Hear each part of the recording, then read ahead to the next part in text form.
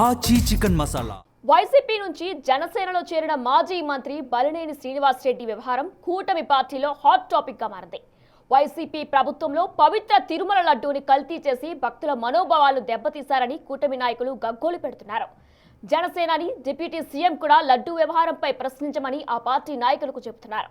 కానీ జనసేనలో చేరిన ఆ మాజీ మంత్రి మాత్రం లడ్డూ కల్తీపై ఎవ్వరూ మాట్లాడొద్దని స్వయంగా మీడియా ముందుకొచ్చి చెబుతున్నారు. దీంతో ఆ మాజీ మంత్రి వ్యవహారం చర్చానీయాంశమైంది. అసలు బాలినేని లెక్కలేంటి? ఎవరి ప్రయోజనాల కోసం ఆయన ఎలాంటి వ్యాఖ్యలు చేశారు?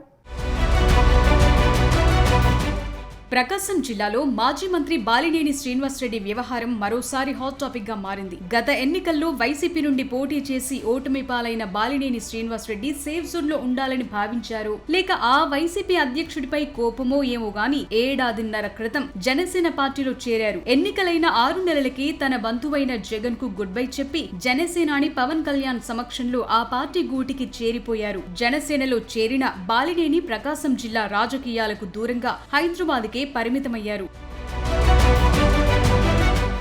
దాంతో బాలినేని శ్రీనివాస్ రెడ్డికి జనసేనతో పాటు కూటమి పార్టీలో గుర్తింపు అంతంత మాత్రంగానే మారింది. అయితే తాజాగా ఒంగోలుకి ఎంట్రీ ఇచ్చిన బాలినేని శ్రీనివాస్ రెడ్డి తిరుమల లడ్డు తయారీ నెయ్యి కల్తీ విషయంపై చేసిన వ్యాఖ్యలు కూటమి పార్టీలో ఇప్పుడు దుమారం రేపుతున్నాయి. వైఎస్ రాజశేఖర్ రెడ్డి కుటుంబానికి దగ్గరి బంధువైన బాలినేని 1999లో ఒంగోలు అసెంబ్లీ స్థానం నుంచి కాంగ్రెస్ పార్టీ అభ్యర్థిగా మొదటిసారి పోటీ చేసి గెలిచారు. తరువాత 2004, 2009 ఎన్నికల్లో హస్తం పార్టీ నుంచి వరుస విజయాలు సాధించారు.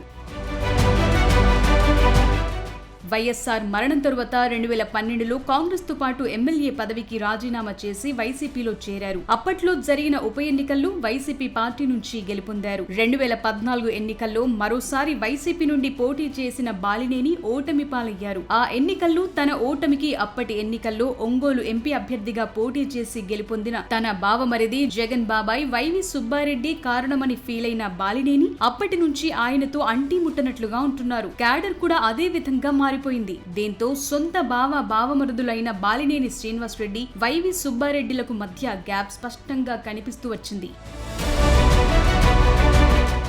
ఉమ్మడి ప్రకాశం జిల్లాలో వైసీపీ పాలిటిక్స్ లో పెత్తనం సాగించేందుకు ఈ బామ్మర్దులు ఒకరిపై మరొకరు పెద్ద యుద్ధమే సాగించారు. ఇప్పటికీ సాగిస్తూనే ఉన్నారు. వైసీపీ హయాంలో టీటీడీ చైర్మన్ గా, రాజ్యసభ సభ్యుడిగా వైవి సుబ్బారెడ్డి పదవులు నిర్వహించారు. బాలినేనిని మాత్రం మంత్రి పదవి నుంచి జగన్ 3 ఏళ్లకి పక్కన పెట్టారు. ఉమ్మడి ప్రకాశం జిల్లా వైసీపీ పాలిటిక్స్ లో బాలినేని పెత్తనానికి చెక్ పెట్టడానికన్నట్లు 2024 ఎన్నికల్లో బాలినేని వద్దన్న వాళ్లకే టికెట్లు కేటాయించడం వంటి పరిణామాలు అనేకం జరిగాయి.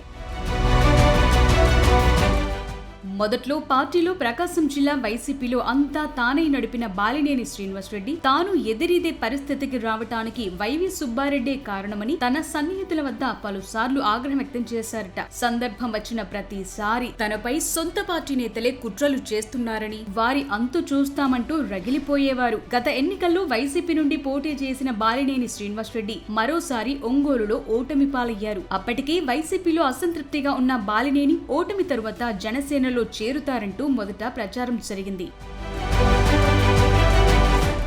కానీ బాలినేని మాత్రం తనకు రాజకీయ భిక్ష వైఎస్ఆర్ పెట్టారని, ఓపిరున్నంత వరకు జగన్ తోనే ఉంటారంటూ మీడియా సమావేశం ఏర్పాటు చేసి మరీ చెప్పారు. పైగా వైసీపీని వీడాల్సి వస్తే రాజకీయాలకు దూరంగా ఉంటారని, రాజకీయ విలువలతో బతికే నాయకుడంటూ బాలినేని గొప్పగా ప్రకటించుకున్నారు. సీన్ కట్ చేస్తే నెల తిరగకుండానే బాలినేని శ్రీనివాస్ రెడ్డి జనసేనలో చేరారు. బాలినేని జనసేనలో చేరికను ఆ పార్టీ నాయకులతో పాటు ఒంగోలు టీడీపీ, బీజేపీ నాయకులు అనేక రకాలుగా వ్యతిరేకించారు. గత వైసీపీ ప్రభుత్వంలో ఒంగోలు టీడీపీ, జనసేన నాయకులపై అక్రమ కేసులు పెట్టి బాలినేని వేధించారన్న ఆరోపణలున్నాయి.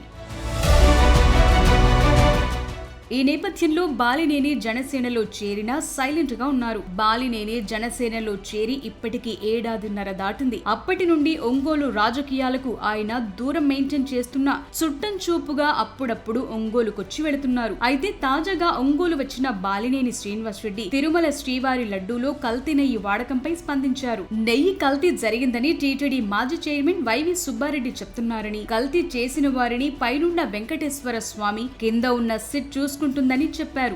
పదే లడ్డు గురించి మాట్లాడొద్దని కూటమి పార్టీల నాయకులకు సలహా ఇచ్చారు. మీడియాకు కూడా ఇదే ఉచిత సలహా ఇచ్చారు.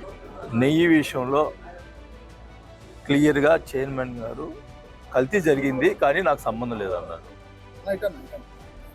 ఎవరైనా కానీ ఇంకా వెంకటేశ్వర స్వామి మనోభావాల్ని దెబ్బతీస్తూ ఉన్నారు.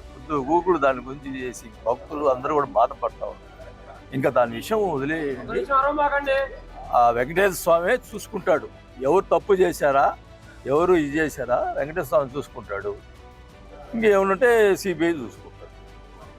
ఇంకా అందువరకు నేను చెప్తా ఉన్నా. ఎందుకంటే నేను గమనిస్తా ఉన్నా ప్రతి వారి మనోభావాలు దెబ్బతింటా ఉన్నాయి. అది ఇంకా మీడియాలు కూడా ఇంకా తగ్గించేది బాగుంటుందని నాకు తెలుసు. కల్తీ నెయ్యి వాడి శ్రీవారి లడ్డుని అపవిత్రం చేయటంపై కూటమి పార్టీల నాయకులతో పాటు భక్తులు, హిందూ సంఘాలు పెద్ద ఎత్తున ఆగ్రహం వ్యక్తం చేస్తున్నారు. లడ్డు కల్తీపై జనసేన నాయకులు ప్రశ్నించాలని డిప్యూటీ సీఎం పవన్ కళ్యాణ్ కూడా చెప్తున్నారు. అయితే వైసీపీ నుంచి జనసేనలో చేరిన బాలినేని శ్రీనివాస్ రెడ్డి మాత్రం లడ్డు విషయం మాట్లాడొద్దని చెప్పటం కూటమి పార్టీలో చర్చనీయాంశమైంది. బాలినేని వ్యాఖ్యలపై జనసేన పార్టీ నాయకులు సైతం ఆశ్చర్యం వ్యక్తం చేస్తున్నారు. తన బావమరిది జగన్ బాబాయ్ వైవి సుబ్బారెడ్డి కోసం బాలినేని ఈ వ్యాఖ్యలు చేశారా, లేక జనసేనలో ఏ పదవి లేక అసంతృప్తితో ఉన్న బాలినేని తిరిగి వైసీపీ వైపు చూస్తున్నారా అన్న చర్చ మొదలైంది.